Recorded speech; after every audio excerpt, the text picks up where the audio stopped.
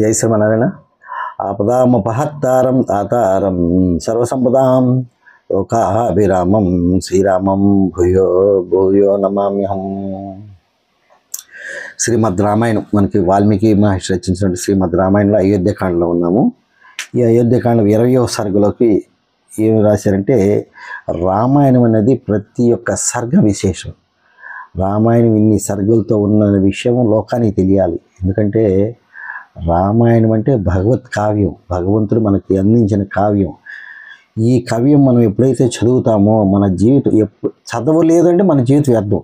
మనం ఎంతకాలం బతికేమనేది కాదు ముఖ్యం, బతికిన కాలంలో కనీసం రామాయణం, కనీసం భారతం లేదా భాగవతం లేదా భగవద్గీత ఏదో ఒక గ్రంథాన్ని మనం చదవకపోతే మనకి ఇచ్చినటువంటి మానవ జన్మ వ్యర్థం.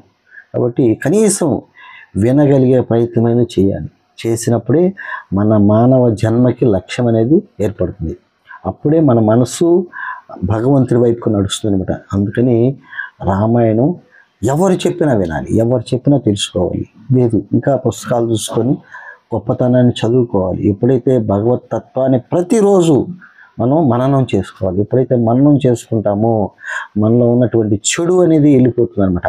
ఇక్కడ ఈ సర్గలో దీనికి ముందు సర్గలు ఏం చెప్పుకున్నామంటే, ఎప్పుడైతే రాముడికి కైకేయి యొక్క అంతఃపురానికి వెళ్ళిన తర్వాత కైకేయి ఏం చెప్పింది, దశరథుడు చెప్పలేకపోయాడు నోటితో, కానీ కైకేయి తన కోరికల్ని చెప్పింది. నీకు ఏ టైంలో అయితే పట్టాభిషేకం చేస్తారో ఆ టైంలో భరతుడికి పట్టాభిషేకం జరగాలి ఒకటి. రెండోది, నువ్వు వనవాసాన్ని ధనకార్యాన్ని 14 సంవత్సరాలు అరణ్యవాసం చేయాలి. ఈ రెండు చెప్పేసింది కోరికలు. ఎప్పుడైతే కోరికలు చెప్పిందో ఆయన ఎలాంటి మార్పు లేదు. ఎందుకంటే ఆయన భగవంతుడు, భూమి మీదకి వచ్చిన భగవంతుడు కార్యం కోసం వచ్చాడు. ఎందుకోసం వచ్చాడు? కార్యనిమిత్తమై మానవ రూపాన్ని ధరించాడు. శత్రు సంహారం చెయ్యాలి, రాక్షసులను వధించాలి, ఆ రావణాసురుని చంపాలి. ఎందుకంటే ఆయన ముక్తిని ఇవ్వాలి. ముక్తిని ఇవ్వకపోతే లాభం లేదు. ఎందుకంటే ముక్తిని ఇవ్వటానికి భూమి మీదకి వచ్చాడు.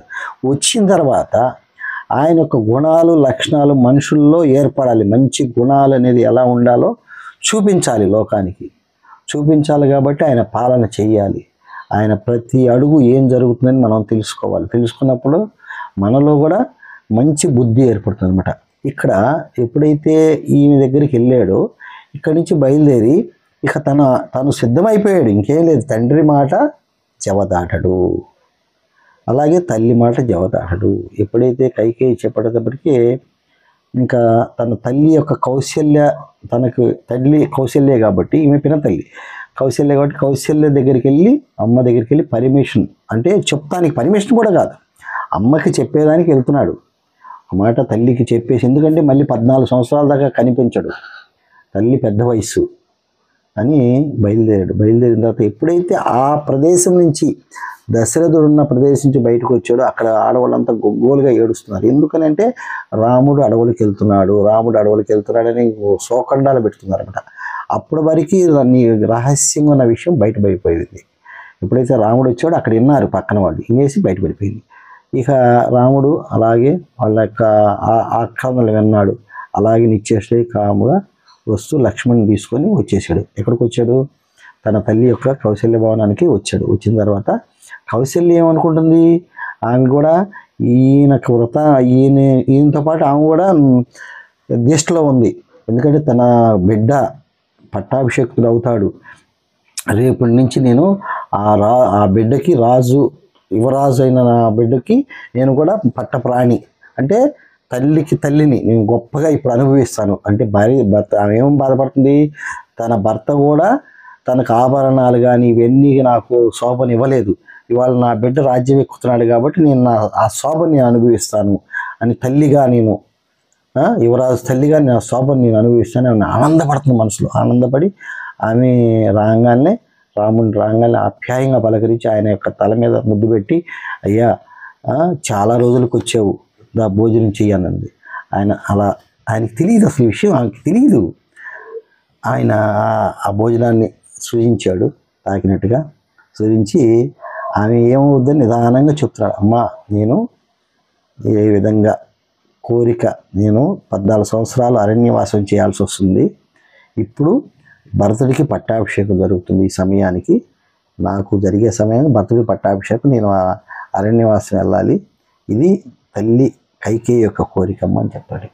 ఎప్పుడైతే ఆ మాట చెప్పేటప్పటికీ ఆమె పడిపోయింది, నేల మీద పడిపోయి విలపిస్తుంది, బాధపడిపోతుంది. ఏమని బాధపడిపోతుందంటే, నువ్వు రాజు అవుతే కనీసం నేను ఈరోజు అప్పటికి నన్ను కైకేయి ఎట్లా పడితే అట్లా మాట్లాడుతుంది, ఇక నువ్వు భరతుడు రాజు అయితే ఇక నన్ను క్షణం కూడా నన్ను బతకనీయదు, నాకు ఇక సవిత పోరు ఎక్కువైపోతుందని చాలా బాధపడుతూ అసలు ఇంకా నేను తట్టుకోలేనని ఆమె ఆక్రందనని అలా విలపిస్తుంది. ఎంత విలిపిస్తుందంటే ఇక ఆయన అలాగే ఉన్నాడు, చూస్తూ ఉన్నాడు.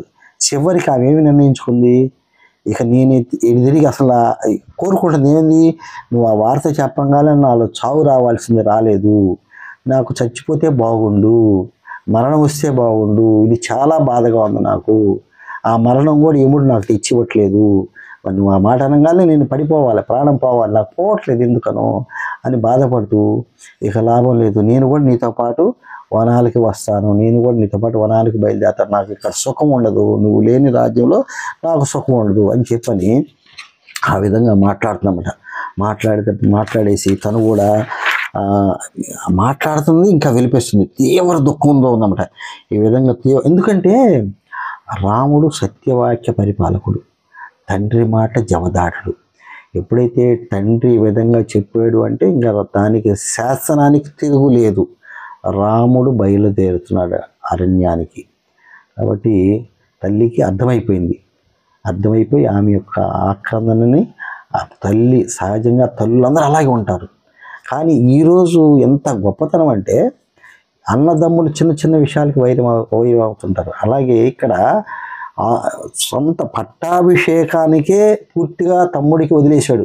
ఇది పట్టాభిషేకం తమ్ముడికి అదే సమయంలో చేయాలంటే అది తృణప్రాయంగా వదిలేశాడు. ఎందుకంటే తను వచ్చిన కార్యం వేరు, తను వచ్చిన సందర్భం వేరు.